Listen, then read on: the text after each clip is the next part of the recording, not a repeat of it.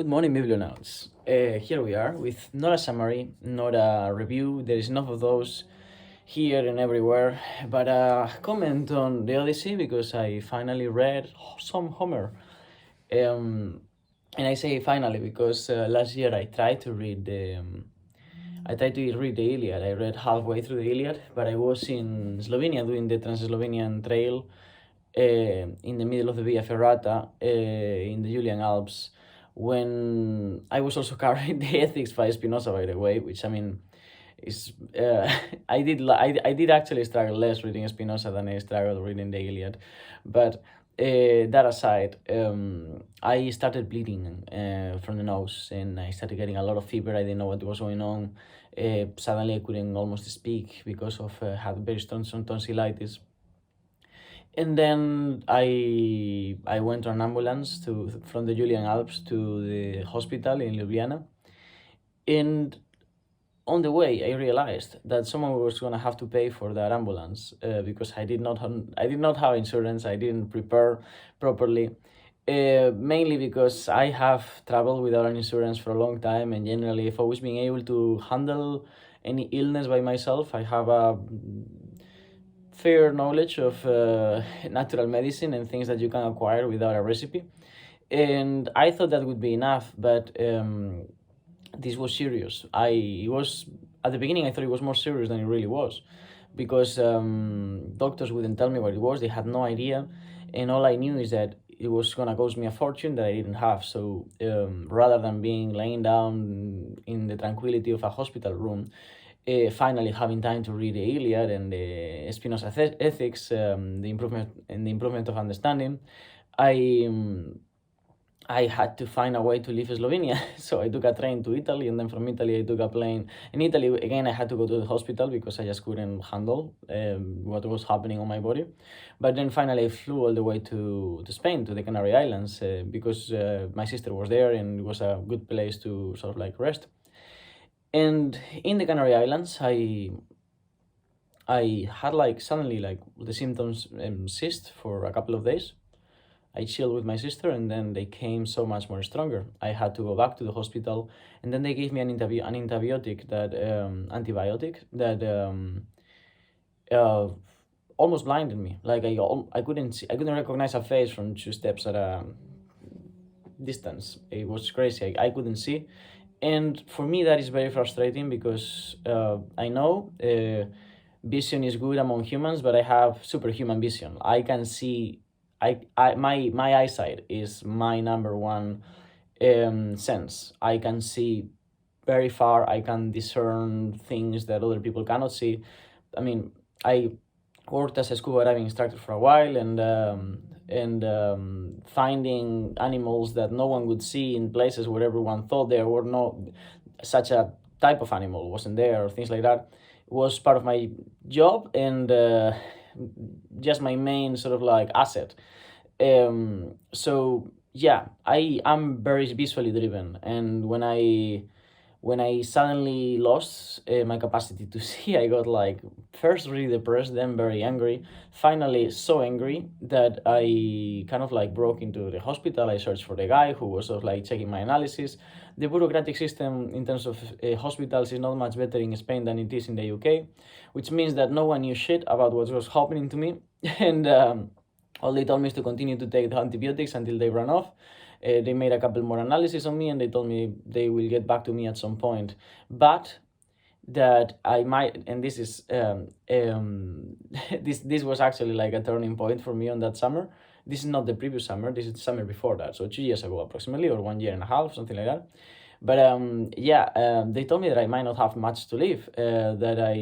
Because I had like melanin. I don't know. I basically like everything indicated that I had some sort of like immunodeficient disease that because they could not identify, they could not treat properly, which meant that if that were the case, I probably would not be alive here now, which I am, so don't worry. But I took the antibiotics for the next 2 weeks, waiting for the results. They told me that if they didn't find anything, they might try to open me, but it didn't make sense because it was not something to do with my organs or anything like that. But they were gonna try anything. But yeah, that's basically it. When the antibiotics finished, I realized that most of the symptoms I had by that point were only due to them, and the moment they stopped, I started feeling quite well. And given that I was told that I was probably gonna die, and that the only thing that was left was to check the results of every single analysis that they did to me, which was every single analysis that they were found capable of doing in that hospital. um, I basically had a month and a half to wait. I didn't know it was a month and a half, it was gonna be a week at first. But all I knew is that either way, I was left with a choice. I could spend that time crying and super worried and doing nothing, or I could leave. And so I learned to surf, and I became a surf instructor in that time, and I surfed 8 hours a day every day.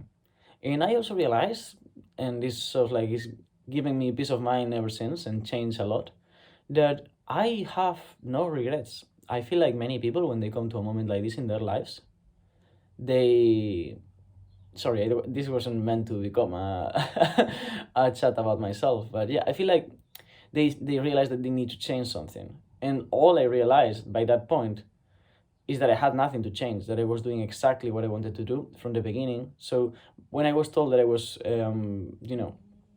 somehow likely to die, I like, of course I wasn't happy because I'm young, I have many dreams that haven't been able to fulfill, but I wasn't like I could have done this instead of this or anything like that. My life didn't change radically. I kept on with my plans and moved forward, not because I ignored the reality of that, but because I've been living with that reality long before I was told by a doctor something that I already knew, which is that I am dying, you are dying, we are all dying. So there we are, and that is the conditions upon which I encountered the. By the way, a couple of months after, they told me that what I had was some rare variation of Lyme disease or something like that, related to the a tick that bit me in Slovenia, and but that was all good and gone because both the mixture of the antibiotics and probably just like my own immune system kind of got rid of it. I guess that because they thought it was something much worse, they gave me antibiotics that were disproportionately stronger than what they needed to be, and that killed the whole thing. I don't know about that, but either way, I was feeling fine, and by the time they called me, I was not even thinking about it anymore. I was all day in the water just surfing.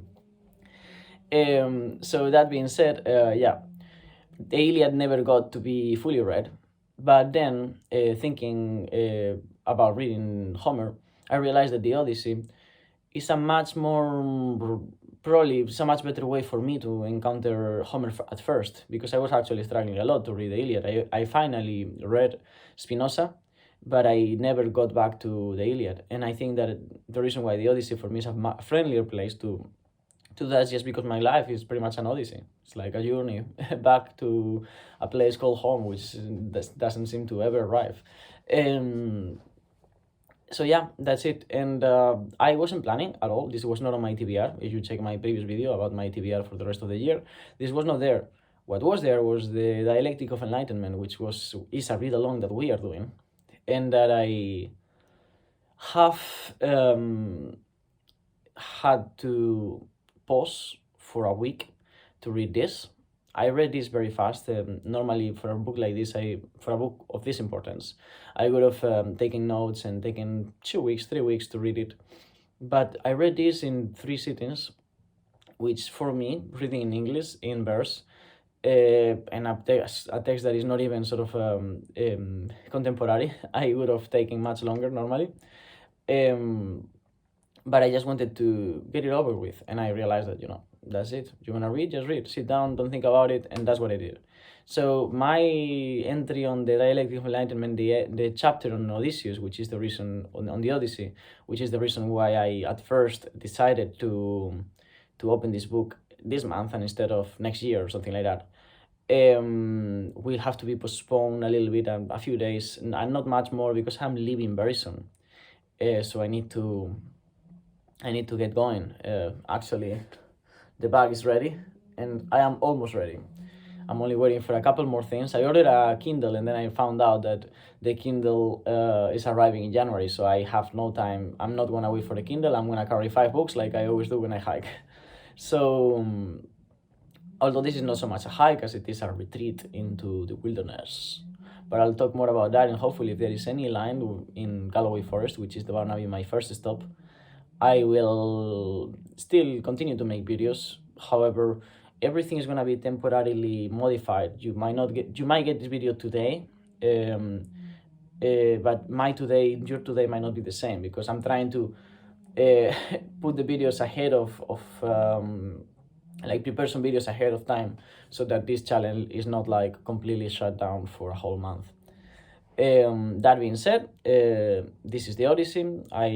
For anyone who says that philosophy is sterile and it doesn't bring you to books outside of the discipline, which is true in some ways, philosophy does function like a cult. Here we are, an example of how reading philosophy can bring you to reading an amazing book, a really nice story. As I said, this is not going to be a summary, but if I were to summarize it, I feel like the quickest way possible is this is Odysseus on his way back at the beginning of the book, on his way back from the Troy War. He was stopped by Calypso, and there he is. After, I think, 10 years he spent with Calypso, goddess that wants him to stay with him because she likes him, but the gods are like, hey, you shouldn't do that, that's not cool. And eventually they convince her to let him go. He's kind of not sure about it at the beginning, but eventually he takes a raft and crosses the ocean, and he arrives on a land in which the raft that's the thing, like he arrives in this island, there's cliffs, he cannot get into the cliffs, so he tries to swim, a wave pushes him towards a rock. That's a very cool thing. That was the moment I got like really into the book, was when Odysseus was trying to get into the land, but all at the same time to survive the waves that are pushing him against it. I feel like I'm losing the narrative here, but yeah. So at some point he swims up a river, he finds a princess. Afterwards, he goes here and there, everywhere, ends up with the Phoenicians. The Phoenicians hem him. There's a long thing that I'm skipping here, but eventually he gets back home. He wants to go to Ithaca. Because that's where Penelope and his son Telemachus are waiting with 100 or something, around 100 suitors. I think a bit more than 100 suitors that think that Odysseus is dead and are trying to all marry his wife. And even his wife at this point is convinced that he's dead. However,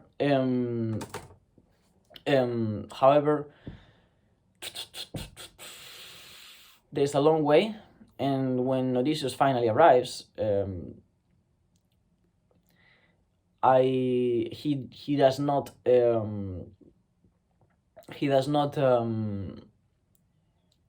he's not able to tell that he is who he is, because 100 and something, a crowd always wins against as a one person, and as strong as he is, he was gonna have to pretend.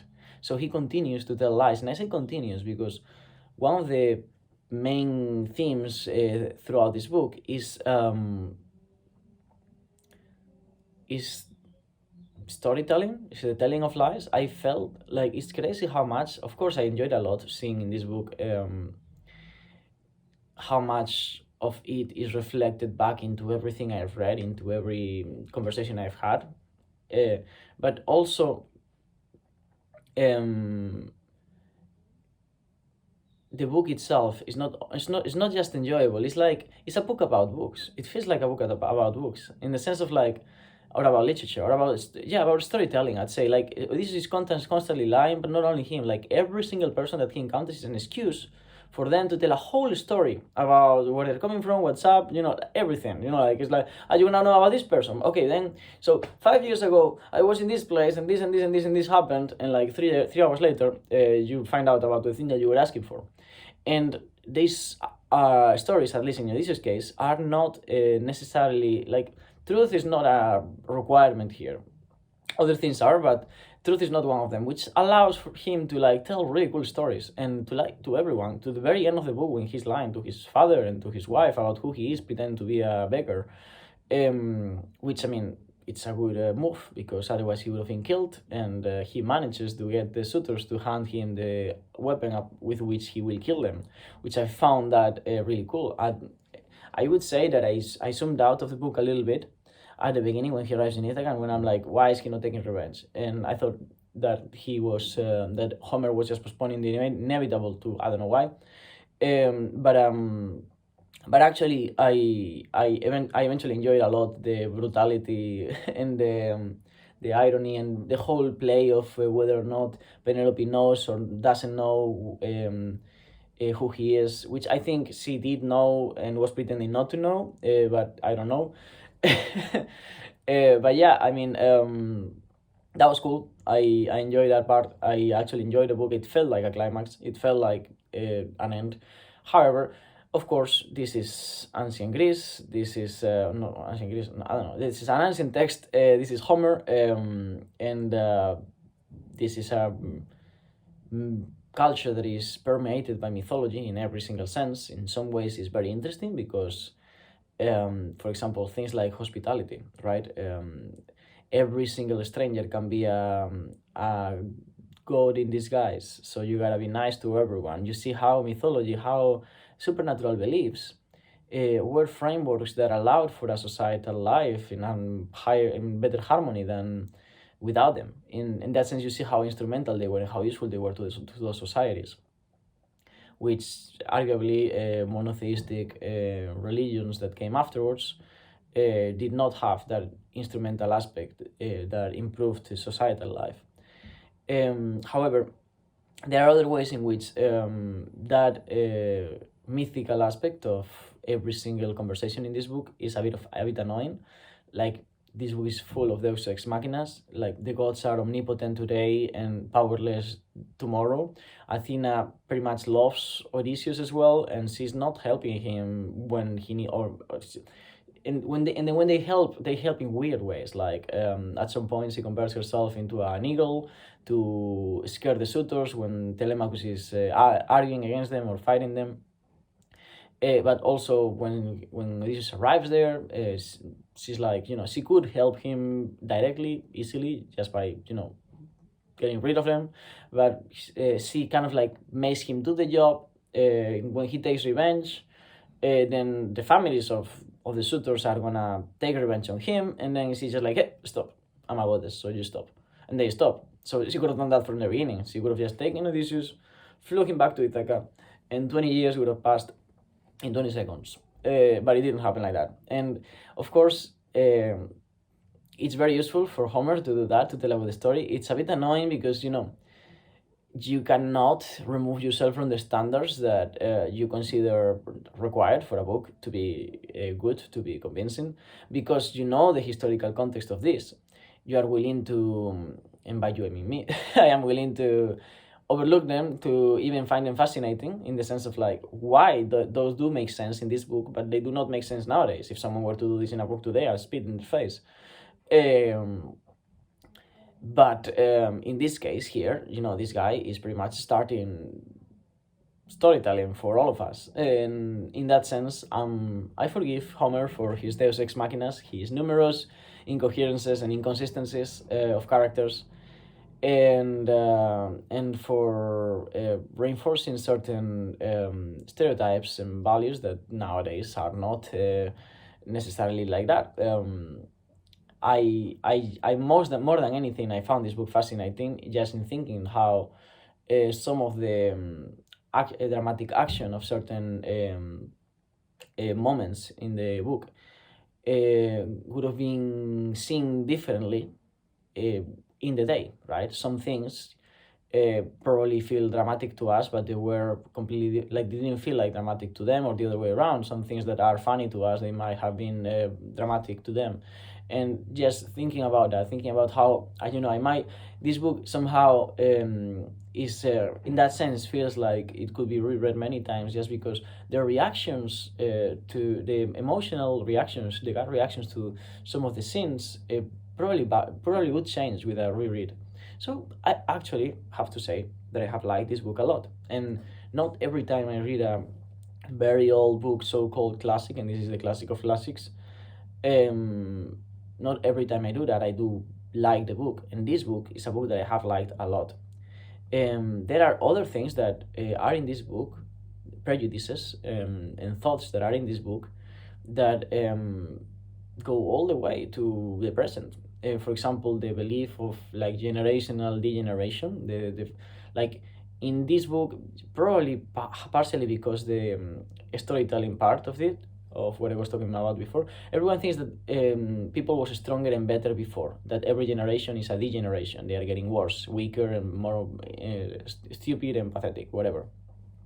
Part of that, I imagine, that is because since every character is kind of like allowed to tell stories and lie, no one can tell about the past except those who are old enough to remember the past. And of course, they are gonna tell them stories about themselves being stronger and everything. And in that sense, I found that very funny and I enjoyed it. I remember myself when I was a kid telling stories to my father, because my father and my mother are separate. So I would see him every now and then, and I would tell him stories about fights I had in school, and how, like, I ripped a tree off the ground and I threw it to another kid, and this is me, 8 years old, something like that. I don't remember, but I remember telling him for hours and hours and hours stories about how I became 3 meters bigger. Like, there's some scene at the end of the book where, oh no, not just that scene. Like, Athena continuously changes Odysseus' appearance. Sometimes making him bigger, sometimes making him older, depending of the moment and the context and her own desires. But I remember myself, like, telling these stories as a kid to my father, telling him, like, no, I became yellow with red stripes because I was so angry, and I was 3 meters tall, and then I punched him and he disappeared, and he appeared in Australia. And my father would pretend to believe these stories, which I think is one of the best things that he's ever done for me. Because by pretending to believe those stories, he encouraged my storytelling. And I feel like that, way before I ever wrote anything on a paper, was very much the beginning of my life as a creator, as a writer, as a person that's able to dream and project that out into a page. So I have enjoyed this book a lot. I mean, it's not just the fact that there was an urgency in me in finishing this book, but I also enjoyed the book because of these aspects. I don't think I could have read it as fast as I did in short time, because it was 3 sittings, but they were also not for long. If it weren't because I was enjoying the book. And so there is that aspect, and there's other things that also stay in time, like the myth of of course there's, like, Penelope weaving and unweaving. I don't want to tell the stories because this book is the first time I read it, but I've watched a play from it. There was a series of cartoons I watched when I was a kid, so nothing here felt like fully new to me, as I said before. And also, I don't want to touch on the themes that everyone is touched before. So I'm trying to reflect about other things, but there's some things, like when Odysseus, like, he this is a very free association book commentary on the Odyssey. But yeah, that's it. Odysseus digs his own grave very often, like when he's mocking the Cyclops and they throw him a tree, and then he just waits a little bit more and mocks them again. Like, Homer is playful, Odysseus is playful, but that is a scene that has been commented so many times that I'm just like, I don't know, I want to talk about that. Also, the weaving and unweaving of the how do you call that thing? Oh my god, I read it 1,000 times, and the thing for the funerary, I don't remember the word, but you know what I'm talking about. She's basically weaving something and unweaving it every single day, so that the suitors keep waiting for her to finish this task, so that they can finally marry him, so that she finally has to choose someone. And that I don't know why it was. Yeah, I mean, like, it's very stereotypical. The woman waiting for the man coming there, like, it's like the lady in the tower or something like that. Of course, you know, again, this is seminal to everything. This is seminal to everything. But some things feel a little bit too familiar to me, familiar in a bad sense as well. Uh, Retrospectively, knowing where this book, what this book is, and where it's coming from, and when it started, I don't mind it. But sometimes I'm like, yeah, okay, next page, you know. Another thing is the myth or prejudice, or I don't know what, belief that the generations. One second. That the generations get worse and worse and worse over time. For for that, I don't know what's up, but I'll have to go down. So I'm gonna try to finish quickly. It's a belief that most people has, that everyone I know, except my father, for clear reasons. Everyone else that I know thinks that that times were better before, that history is degenerating. I'm pretty much doing a read along about that, right? So yeah, I just think this is very enjoyable, very rich, and very inspiring. I love this book. I highly recommend it, and yeah, let me know what you thought about this book. I'm sure you've read it. I'm sure you know it way more than me. I'm sure I said something that's bullshit and that you can disprove. So all of that in the comments, and I'll see you on the other side. Thank you, BookTube.